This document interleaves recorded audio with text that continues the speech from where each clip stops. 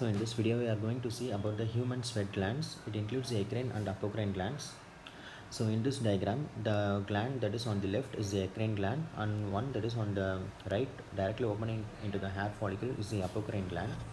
So both the glands, they contain three segments, which includes the intraepidermal duct, intradermal duct, and the secretory part. The secretory part of the eccrine gland, it usually lies in the lower dermis, whereas in the apocrine gland, it usually lies in the subcutaneous tissue. And the apocrine gland, it usually opens into the infundibulum of the hair follicle, whereas occasionally it can open into the surface of the skin. And the eccrine gland, it opens into the skin surface directly through the sweat pores. So coming into the common features for both the glands. So as we know already, they are sweat glands and coiled tubular and contains three segments. The secretory coils, it contains an inner layer of dark and clear cells and outer layer of myoepithelial cells, whereas the duct contains two layers of cuboidal cells, and this is the duct containing two layers of cuboidal cells, and this is the secretory coil with inner layer of dark and clear and outer myoepithelial cells.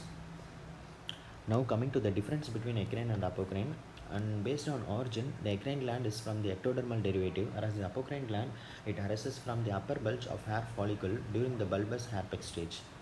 And distribution, this eccrine gland is present everywhere over the body except in some areas like the vermilion border of lip, nail bed, labia minora, glans penis, and inner prepuce, where it can be absent. And the apocrine gland, it is usually present over the axilla and the anogenital areas. Sometimes it can be present over the face, scalp, and over the periumbilical region also.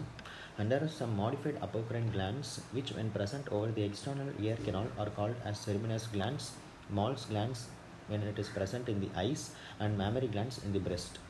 And size, this apocrine gland is usually larger in size than the eccrine gland, and it has a wider lumen. And now coming into the fourth point, the eccrine gland, it contains a part called as acrosyringium. It is nothing but the intraepidermal spiral part of the eccrine gland which opens into the skin surface. So why it is called as acrosyringium is because the cells of acrosyringium, they are derived from the cells from dermal duct by an upward migration. So it extends from the reed ridges to the skin surface, and as it appears, the main function of the acrosyringium is final propulsion of sweat into the skin surface. And in apocrine gland, usually there is no acrosyringium. Next is the secretory coil. So as we saw already, the secretory coil contains an inner layer of dark and clear cells and an outer layer of myoepithelial cells. So these dark cells, they are otherwise called as small cells, and these large clear cells, they are otherwise called as large cells. So the clear cells, they contain glycogen, which is essential for the formation of sweat. And these dark cells, they contain sialomucin, which main function is not production of sweat, but it absorbs sodium, which makes the sweat hypotonic. And the myoepithelial cell, as the name suggests, they help in propulsion of sweat to the surface. Now the intradermal duct. So this intradermal duct, it contains a double layer of cuboidal cells. We can see here, and the lumen, and then the luminal ductal cell, and then the basal ductal cell. In between, you can see a pseudocuticle. It is said to have contained tonofilaments, which gives rigidity to the duct. And the innervation, this eccrine gland is of cholinergic innervation, and this apocrine gland is of adrenergic innervation. So the composition of sweat, the pH of sweat is around 4.3 to 4.7, and eccrine gland sweat, it is mainly composed of water, inorganic ions like sodium, potassium, chloride, natural moisturizing factors like lactate, urea, and then glucose, amino acids, proteins, interleukin-1, proteolytic enzymes. And this apocrine gland, the secretion is composed of proteins, carbohydrates, ammonia, lipids like cholesterol, triglycerides, and then iron. So what is the main function of these sweat glands?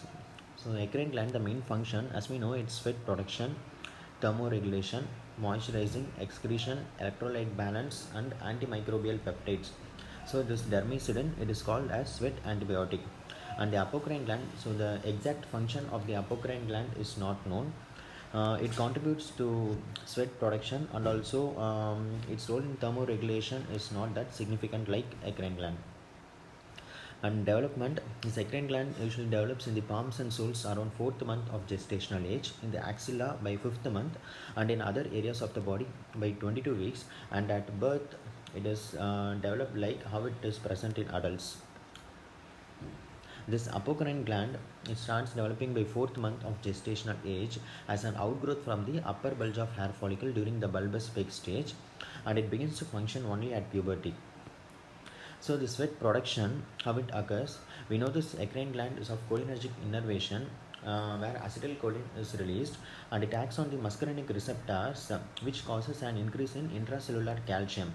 So this increase in intracellular calcium, it leads to an efflux of sodium and potassium chloride from the cells, so which makes sweat an isotonic fluid. So this isotonic sweat, when it goes upwards to the skin surface through the duct in the intradermal duct. So this intradermal duct is otherwise called as reabsorptive duct, where sodium and chloride is reabsorbed, making the sweat hypotonic. So finally the sweat that reaches the surface of the skin is hypotonic, and the amount of sweat produced is 1.8 liter of sweat per hour. In apocrine gland, the sweat that is produced is sterile and odorless, but when it reaches the surface, the bacteria that is present there converts it into 3-methyl-2-hexanoic acid, which is responsible for the odor of the sweat. In some cases, due to this bacterial conversion, a specific odor of sweat is produced, which is called as bromhydrosis. And sometimes pigmented sweat is present due to the presence of pigment called lipofuscin, which makes the sweat appear brown or grey blue, which is called as apocrine chromhydrosis. And this vasoactive intestinal peptide is found to control the blood circulation to sweat glands. And this apocrine glands, there are another set of glands called apoecrine glands. So they develop from eccrine-like precursors during puberty, and they're mostly found in the axilla, and they're found to open into non-follicular skin surfaces. So the secretory coil of the apoecrine gland, which contains a dilated and undilated part. The dilated part contains more of apocrine-like cells, and the undilated part contains more of eccrine-like cells. So it is found to be show response to cholinergic, epinephrine, and isoproteinerol, and the sweat rate is 10 times more than that of eccrine gland. Next, human perspiration. As we know, it is of two types. One is insensible losses and active sweating. Insensible losses is mostly through the respiratory passages and the skin, and active sweating is of two types, thermal and either mental or emotional. So how this mental or emotional differs from thermal is that this mental or emotional, the onset will be usually very quick, and the amount of sweat produced will be equal to the intensity of emotional stimuli, and it is short acting. So the eccrine sweat production, it is stimulated by temperature, exercise, emotions, epinephrine, acetylcholine, and the cholinergic myelinated nerves. So some of the special stains used for sweat glands include PAS stain for both secretory and ductal cells, Musi-Garmin stain, enzymatic stains like amylophosphatase and succinic dehydrogenase, and immunohistochemical stains include the carcinogenic antigen, epithelial membrane antigen, cytokeratin 7, and S100, which is for both eccrine and apocrine glands.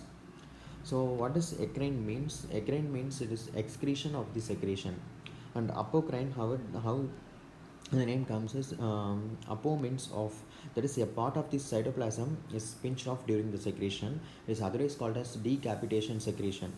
So for every 10 degrees Celsius rise in temperature, the amount of sweating increases by 3 times.